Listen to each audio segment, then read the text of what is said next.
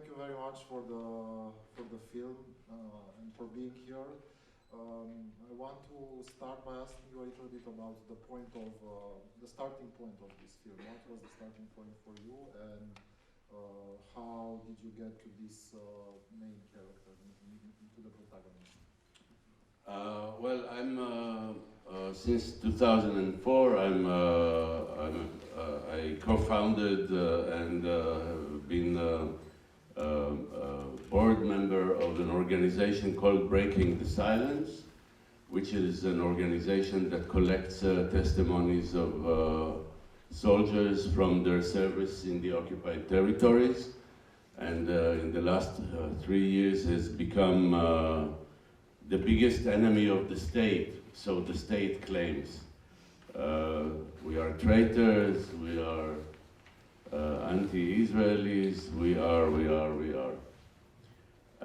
Anyway, in the early years of Breaking the Silence, I was doing a lot of work, voluntary work for the organization. We had no money. And I was listening to testimonies, to audio testimonies, and I would do logging of the testimonies for later editing and transcription. And I heard the testimony of Z32. Z32 is a code name for the person, because we don't publish or in the early years we didn't publish the identities of the witnesses. And I heard 32 and I was very impressed, and I thought it was a very strong story, and I thought that someone could make an interesting film with it. Someone, not me necessarily, a very simple film of, just like the audio was so strong, I thought a video would be stronger, just a simple video. And I seriously didn't think it was a project for me. But apparently the story didn't leave me, and for a long time it stayed with me, and eventually I decided to try and make this very simple video of him telling his story. And I met him. I got his phone number from the organization, and I met him, and he immediately agreed. But he said, "You cannot show my face. You cannot expose my identity." And suddenly I said to myself, I mean, how can I do this video without showing him, without showing his facial expressions? And this was the real starting point of the project, because I had to find a solution of how to show him without disclose his identity, how to conceal him without losing his facial expressions. How when faces are covered, either like myself in the beginning of the film with the hood, or with pixels, or darkened, immediately there's the impression made is immediately of some kind of a monster, a terrorist, and I was not looking for that kind of an impression. I wanted to make clear that he was not a monster, but he's a person that this is what happens to soldiers when they are trained to kill. Eventually, they go out and kill. And so it took some time until I came up with this idea of placing a digital mask on his face. And it took time to develop the idea to do a 3D mask, and even later to actually provide this mask with human features, with someone, actually what you see is his eyes and his mouth, also the girl, but the box of the face is scanned from another person. Which later turned to be very complicated to do in post-production. It was,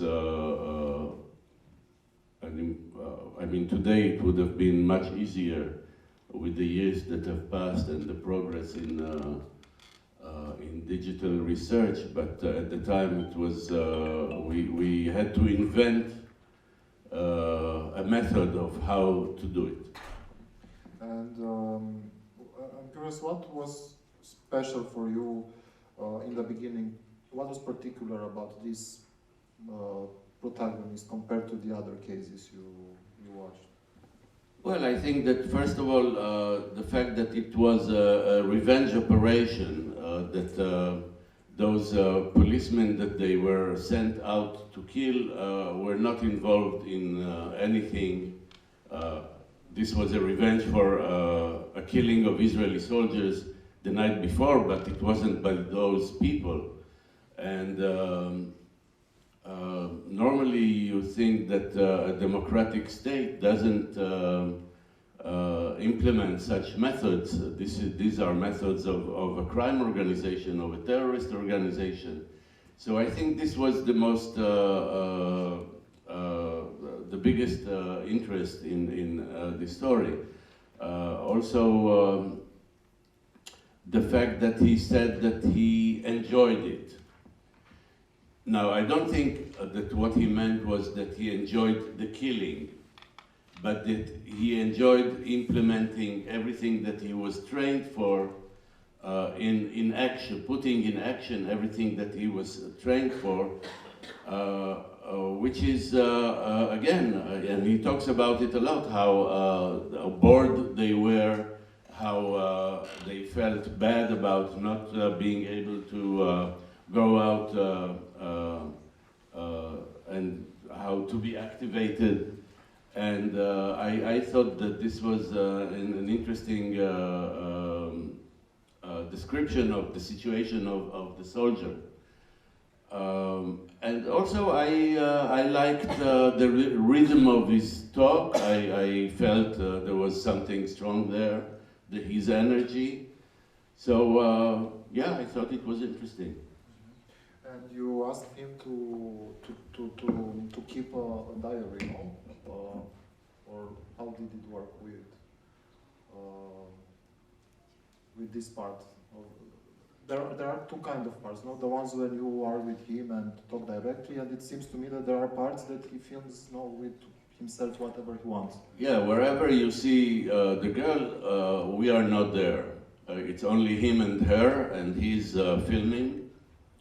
But it was not a conscious decision by me. This was not scripted. We started by filming him several times, telling his story in my place, and after a few times, because I thought that telling the story again and again may reveal some details that maybe, you know, sometimes when you tell a story again and again, some things come up, and but at a certain moment he said that he was not happy with those interviews because he would think about what he wanted to say the night before, and somehow it didn't work out the way he planned. So I told him, okay, take a camera and film yourself. Tell the story on your own without us being present. And what he did, he also did that, but what he did that was really interesting was to start filming his discussions with his girlfriend. And in the beginning of the film, when they are on the mattress, they are actually in India. They mention it in, but also we tried to help with the atmosphere in the background in the audio. This was 2006, and the Second Lebanon War started, and he feared that he will be called to participate. So they decided to go away, and they went to India, and I rented a camera for them in Delhi, which is where they shot the first conversation. You know that Israeli soldiers or Israelis have a tendency after their military service to go away, mostly either to India or to South America for like months and months, as if to clear themselves from the experience. And I thought that this would,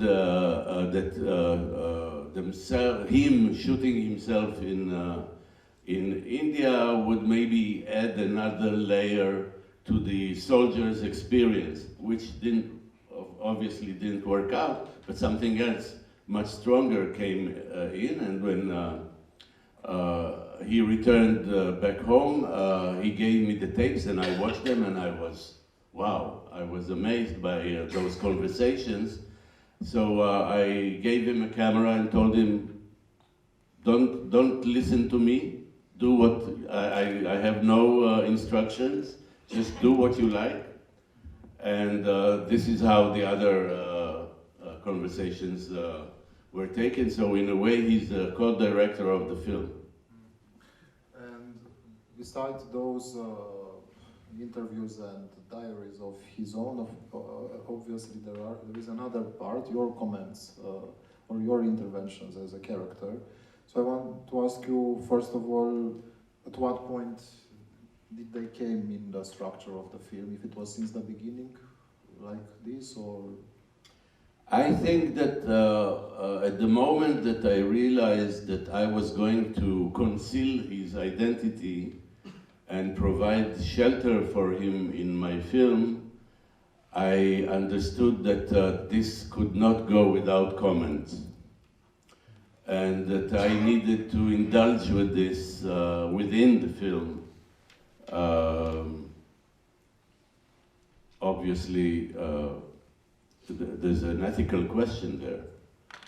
And the idea to sing those reflections, I think was well, in the early beginning, when I refused to make the film or refused to do the video testimony, I was thinking of maybe other ways to tell a story based on his testimony. And one of the ideas was to maybe turn it into an opera. You know, he's a little bit of an opera, of a tragic character. You can say Greek tragedy character. A person who has done wrong and who will, for the rest of his life, will be haunted by what he has done, and there's no way that he can correct it or erase it or go back in time and decide differently from what he has. So I thought this could be a good starting point for an opera, and this is how I started talking about it with Noam Inbar, the musician, the guy who plays the piano, but nothing came out of it. And later, when I did decide to do a testimonial video, I came back to the idea of music, or of doing the reflections in music, and this is when I returned to Noam and asked him to write songs that will reflect the thoughts or the hesitations, the the reflections of the filmmaker about making this film. Besides those musical parts, singing parts, there are also other elements or other details that are particular in the stylistical choices, let's say. For example, the credits, the first credits are, I don't know, it's an unexpected point, let's say, but anyway, later than in the majority of films, then you have those, how do you call it, superimpressions, over impressions. When you edit your face over the images in the end, and so many different types of choices and of so if you could comment a little bit about how do you want them or you intended them to function. Yes, look, the credits arrive at about 1/3 of the film.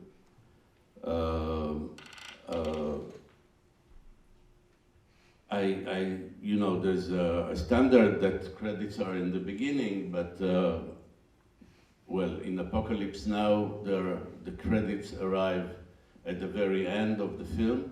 The title of the film arrives after the film ends. So I've learned already that this is not obligatory. And there are the first third of the film is like a pre-production.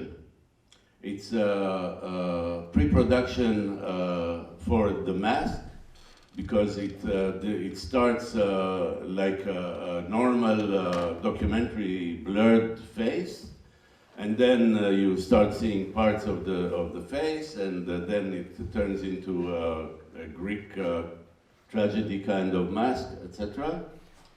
It's a pre-production because the filmmaker learns to sing, or also he describes the film the way it will be when I'm with the hood.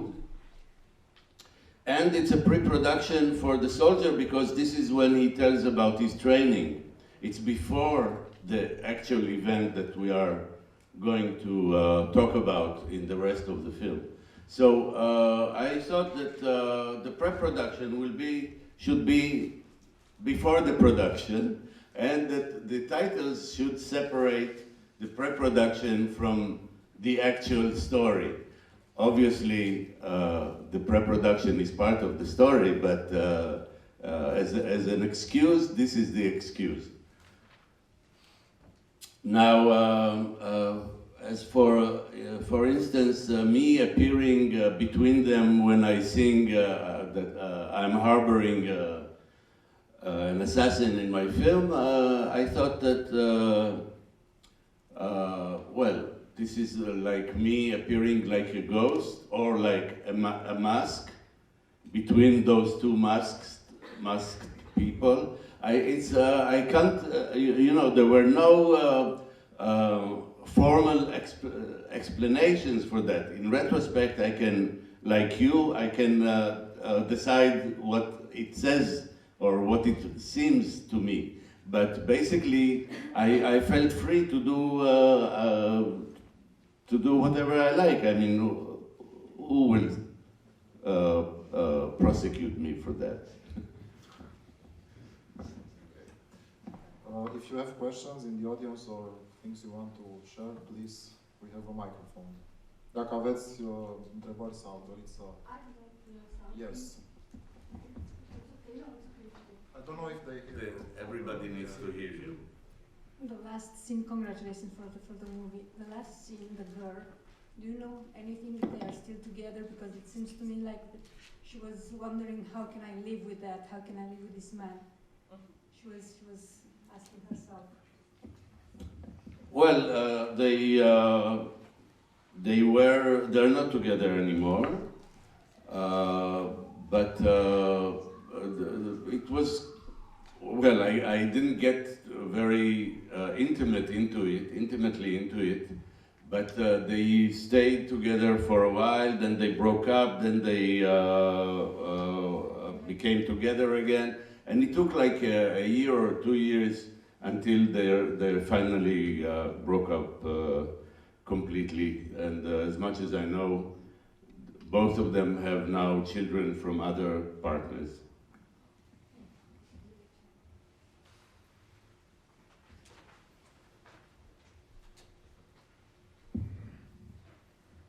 I guess this conflict, this Israeli-Palestinian conflict, is a daily dilemma for every person living in Israel. And I was wondering how many people like yourself do think about it the way you do, by opposing the official version of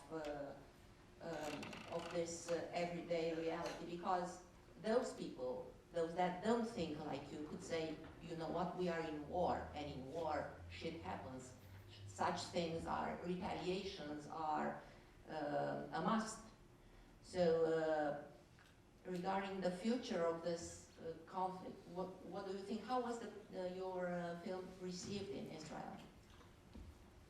Well, look, the opposition to the occupation in Israel is not very big. We have elections in 3 weeks, and I think that very few of the parties, small fractions of the parties, deal in their campaign with the occupation, which is no good news.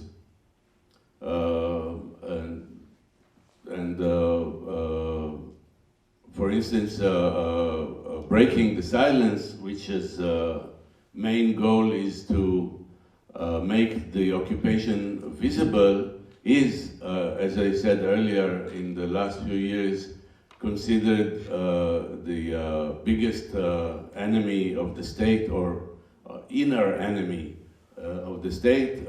We are attacked all the time by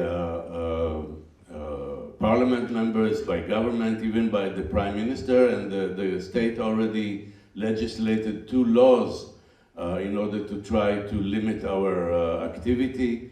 So in a way, the occupation is present only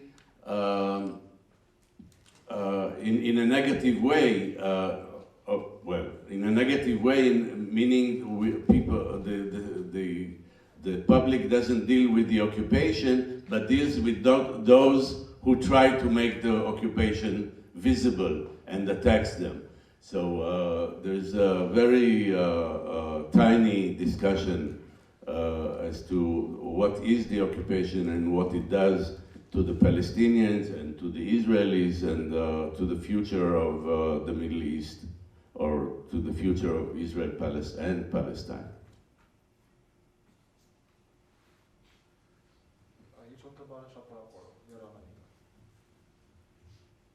Thank you very much. There are many questions and comments, and so first of all, I would dare to ask a kind of personal question. You've been a soldier yourself. I mean, you will answer or not. Have you been in the situation?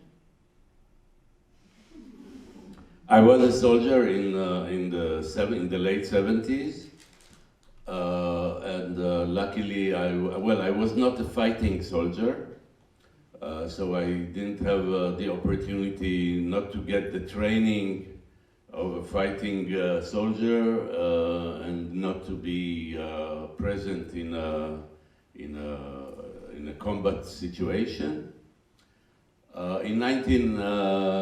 During the Lebanon War, first Lebanon War of 1982, I was recruited. I was already a reserve soldier and recruited, and they wanted to send me to Lebanon. I thought this was a war that should not be fought, and I refused, and I was jailed for that. So this is the most dangerous action that I've taken. And it's very weird. A couple of days ago, I had a dream that I've killed incidentally someone, and my only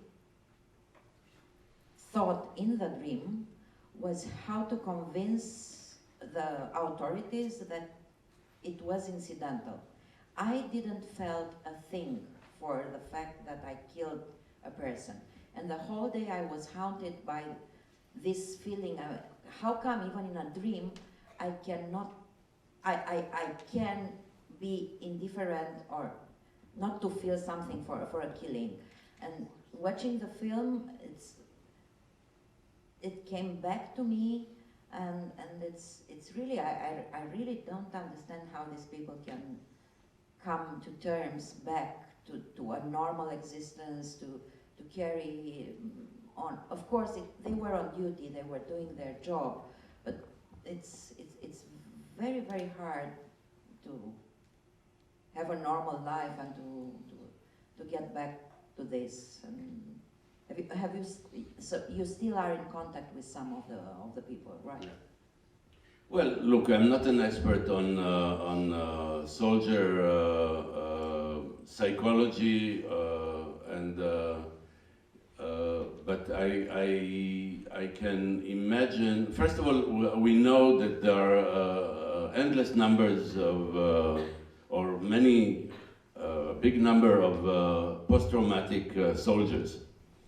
And the fact that this doesn't become extremely public is an interest of the state, of course.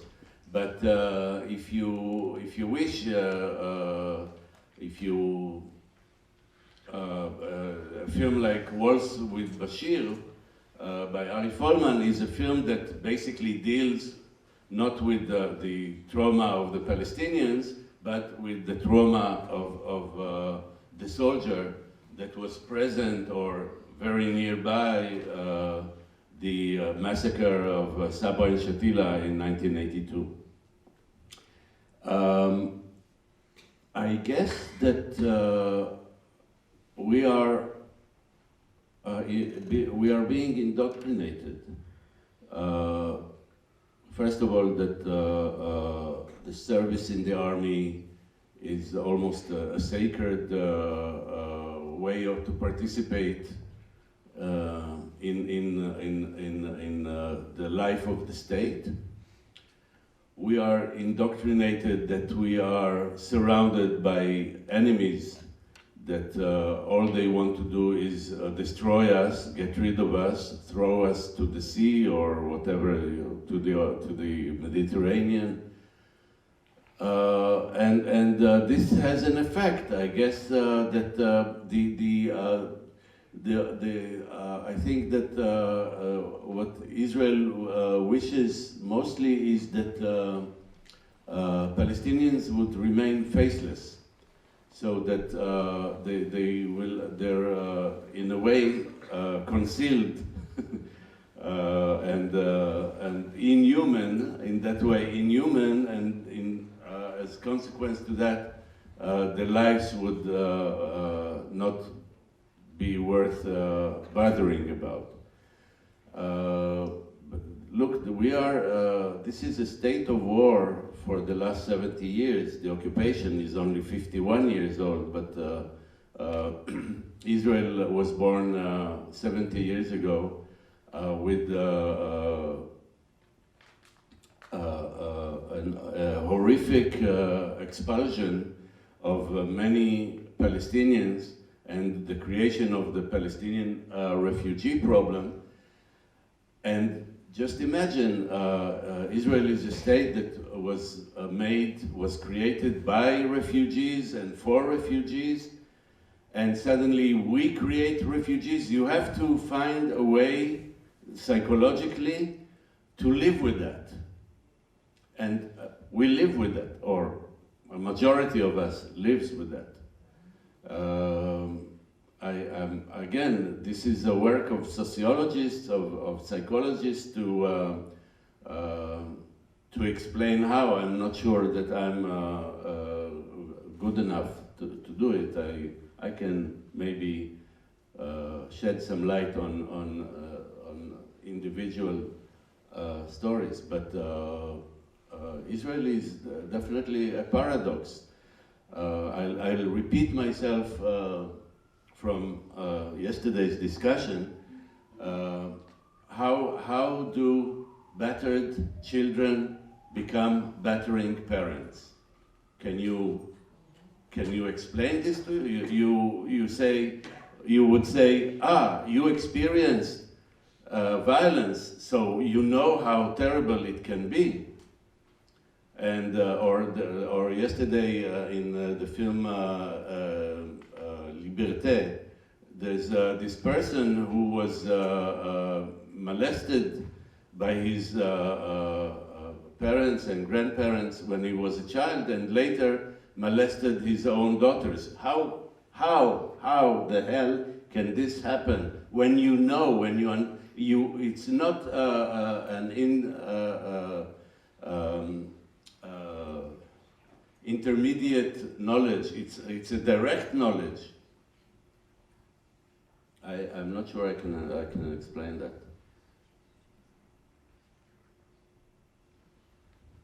You partly answered the question, which was if many soldiers would think like this one, would be able to reflect on this like this one, the war wouldn't be possible, the IDF wouldn't be possible. And the second, so how many, do you think that many soldiers think like this, are reflective like this? And one remark is that I heard a while ago, that one method to make autistic children communicate, to help them communicate, is to make them sing what they have to say. I'm sorry, I didn't get the last remark. The last remark was, I've heard that in order to help autistic children to communicate what they have to say, you let them sing it. Okay, so I'm a communicative autistic now, more communicative maybe.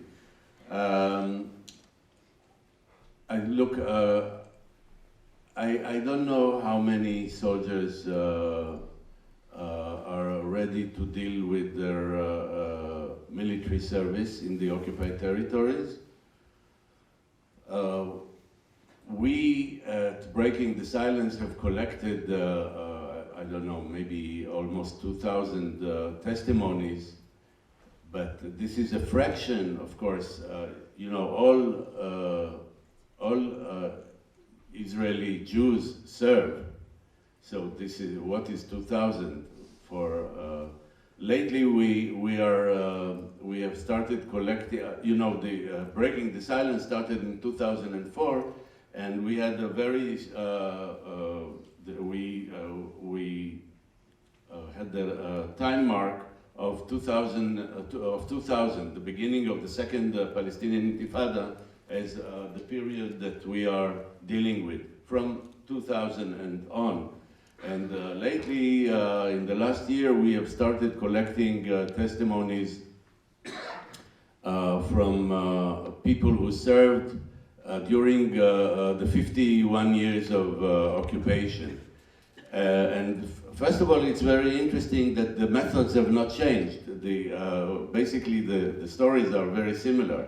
The contemporary stories and the ancient stories are very similar, and the excuses that people provide for their actions, obviously those who testify have second thoughts about what they did, but the excuses that they provided at the time to why or how they were driven to do those horrific things are very similar. So it's the state has done a good job in 70 years.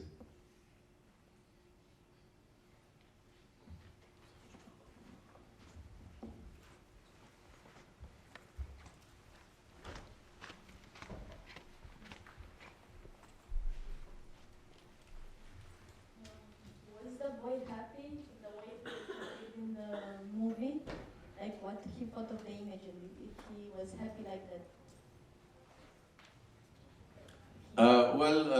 The first time that I showed him and her the the edit, he was not so happy. He thought he could be portrayed in a more positive way. But our contract was very clear. He had the say on whether he's properly covered, concealed, but he didn't have any say on the film. This was a contract. He wasn't the film's director, I was. And when the film was released, and he got feedbacks from his friends and family, I think that his point of view changed to the better. He liked the film more, and he understood that he wasn't portrayed as a monster or as a, as a faceless killer, if I can say. But he understood that it wasn't that bad. So later he told me that he's more satisfied with the result. His partner, the girl, was very happy with the film when she saw it the first time. And did somebody from the Palestinian side try to contact you to reveal his identity, like from that village? No. Obviously, this was a question whether we should film the Palestinian side, but as you understand, there is no Palestinian side. The people they killed are dead.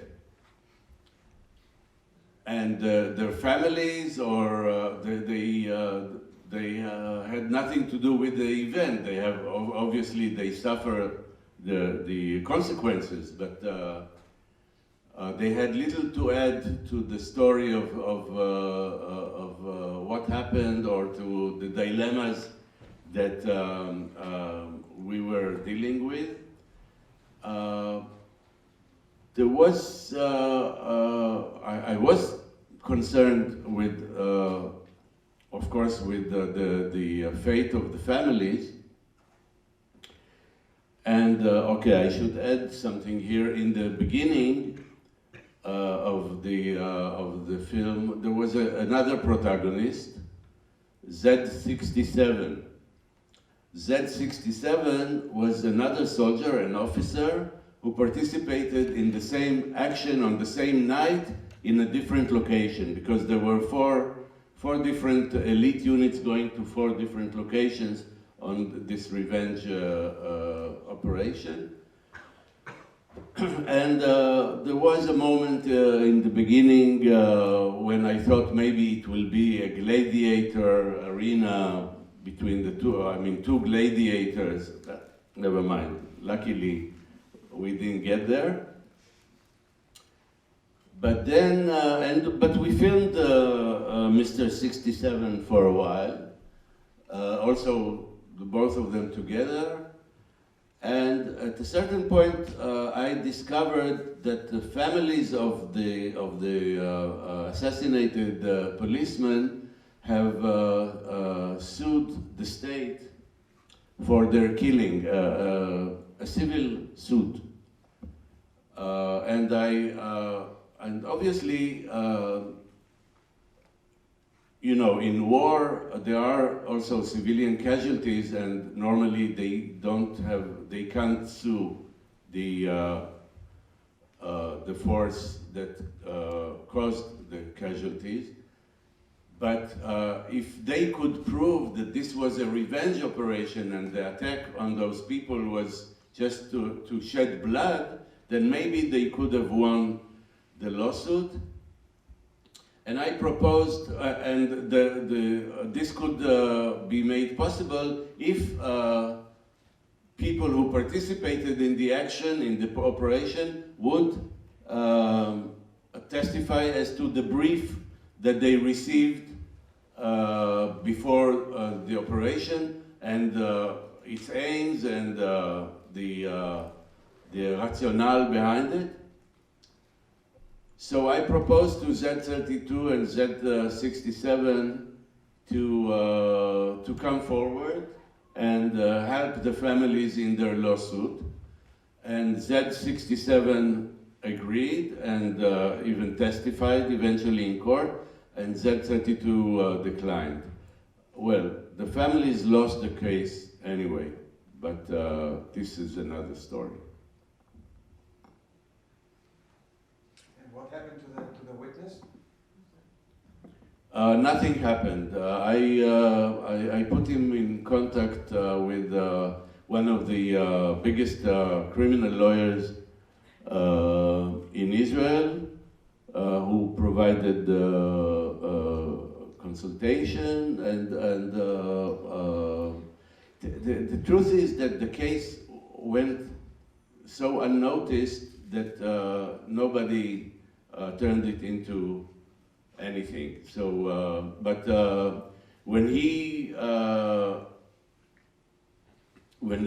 was called to testify, he already had assurances from the state that he will not be pinned as the responsible for this event. And obviously, I'm not interested. I'm not saying that the peons should not pay for what they did, but this was an operation that came from up above, and these are the people that should first be indicted. May I ask another question? Are there known cases of disobedience in such a case, in such a situation when soldiers are told this is a revenge operation? Does the law allow them to refuse this as an illegal order? Well, the law in Israel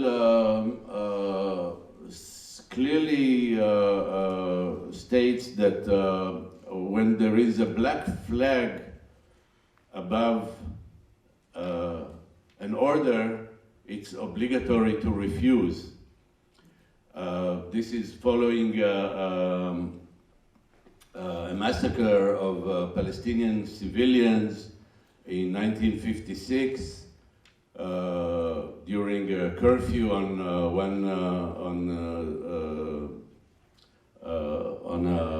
Kfar Qasem, which is a village in Israel near the border of the West Bank. And so the court ruled that a black flag, if you see a metaphorical black flag above an order, waving above an order, it's not your right, it's your obligation to refuse. To tell you that there are many cases that people have taken this choice, I don't know. Also, the number of revenge operations that have been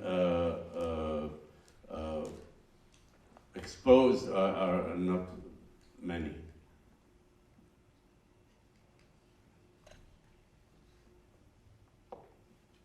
Thank you very much. Me too, I just want to add something, not a question, just to add that in a way I think the last film that we screened here from your filmography, let's say, Avenged by One of My Two Eyes, I think it's the next one, no? It's immediately... Tomorrow. No, but it came... No, it came just before this. Before this. Because that one has some links with Z32 in terms that you also, of course, it's about many different aspects, but there are also a very particular relation you have with the soldiers who don't seem to question compared to Z32, or at least they don't have the time to show that they question. They are. Yes, well, first of all, Avenged, but One of My Two Eyes does deal also with revenge, but in a very different way. And there's, the presence of the Israeli soldier is very noticed in the film, and the film, the film ends with a clash, with a violent, verbal violent clash between a group of soldiers and myself. I'm the violent verbalist. And just after that, there is a caption at the end of the film, the dedication to my son, Shaul, my older son, who, when the film was released, or when the film was finished, has refused to serve in the army. So it's, for me, it's very clear how from Avenged But One of My Two Eyes, I turned to Z32 because obviously I was very much involved in what it means to be a soldier and what can arrive when you are submitting yourselves to this authority and to this activity, to this kind of behavior. Yeah. I just wanted to recommend it again to people who stayed throughout this film and through this conversation, because I think it's a great film, and I think it will help many of you. I'm not saying that we understood something from this film, but I think seeing the other film, Avenged by One of My Two Eyes, will help a lot in finding more I don't know, truth from Z32. So they are very much connected, in my opinion, and we will have a chance to talk about this tomorrow, because as I already said before the screening, we will have a longer discussion with Mr. Mograbi, so I hope many of you will be able to join us for the 4 hours, 3 hours and a half of a movie consisting of a screening and of a discussion. So, yeah. And there is also a little bit of music in Avenge, not me singing, but a much greater singer. So. So thank you very much. Much greater and more fascist singer. Yes, I think that we did a good publicity to the film. Let's see the outcome tomorrow. So thank you very much for joining.